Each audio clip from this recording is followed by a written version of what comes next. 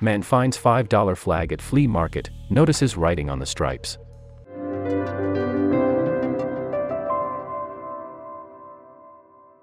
A flag immediately caught a man's attention while he was visiting a flea market. It wasn't the $5 price that had him taking a closer look, however, but rather all the words penned on the stripes. It was immediately clear what needed to be done. Walter Brown and his wife Laney were shopping a flea market just south of Hemphill, Texas when something caught Walter's eye. Although they were shopping for a holster for Laney's new Walter P22 pistol, they stopped to look when they spotted a pile of flags for sale. "Come look at this," Walter said to Laney shortly after he began sifting through them. In his hands was a flag that was years old, covered in writing. So, Walter began to read. The inked messages on the white stripes were for a fallen Lance Corporal, Today reported. "Fred, you were a good Marine and we will always remember you," someone had written, while another added, "Hey Cheeks, wherever you are, make sure you watch over us." The rank is specific to the Marines, that's what caught our eye, recalled Laney, whose son and son-in-law both joined the Marines, according to the Houston Chronicle. The Brown's son explained that it was a tribute flag, which had been signed by the other members of the fallen Marines platoon and that it should have been included in a package to the family, along with the fallen Marines' personal effects and a letter from his commander. So, Walter and Laney knew what they had to do. The Browns, with help from their daughter and her husband, determined the flag was for Fred Lee Maciel, a 20-year-old Marine who died in Iraq in 2005. Then, they tracked down Patsy Maciel, Fred's mother. So, many years after receiving the worst news of her life, telling her son was killed in a helicopter crash, she received a message from the Beaumont couple's daughter, saying they had found something she would want. But, mailing it wasn't an option.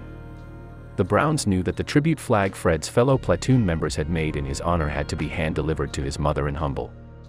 "Patsy, our family feels so honored to have been chosen to find this flag," Laney told the mother of the Marine as the tribute flag was given to her. "Thank you for sharing this piece of your boy with us," Laney added before passing Patsy a small rectangular box. The two embraced in front of a crowd of family members, friends, and Patriot Guard riders, who had gathered at the grave of the fallen Marine for a ceremony in his honor. During one of the single biggest losses of American lives in Iraq and Afghanistan, Fred was one of 31 American servicemen killed in a crash 220 miles west of Baghdad in a severe sandstorm. Patsy was sleeping when TV channels began reporting the crash. Her mother woke her to tell her what had happened, but Patsy told her the military would have informed family before the incident was reported on the TV. "We were arguing about it when they knocked on my door," Patsy said. "I was crushed," she recalled. "I didn't know how to make memories without my son." Although she had received her son's official flag and other effects, the tribute flag never made its way to her. "Now that it has, it'll be with me till I die," she said.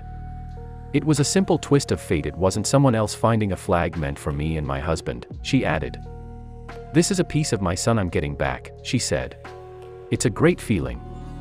It's not clear how the flag ended up at the flea market.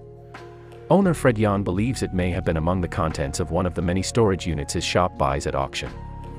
"I didn't know what it was when I was processing the boxes," he said. "I really wanted to see what it was." He had put the flag on one of the market's main counters to look at it later, but his wife sold it before he had a chance. "I would want that if it was one of my sons," added Yon, who has 2 children who served in the army.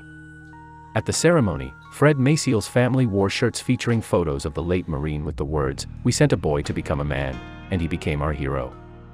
Patsy admits she didn't want her son going off to war, but Fred enlisted before he even graduated, coming home from high school one day to tell his mom he joined the Marines. "I cried for 3 days trying to convince him not to join," Patsy recalled. "I lost that fight," Patsy added. "His dream was to be a Marine, and I had to let him do that," she explained. "I'm proud of him, that he died doing what he loved."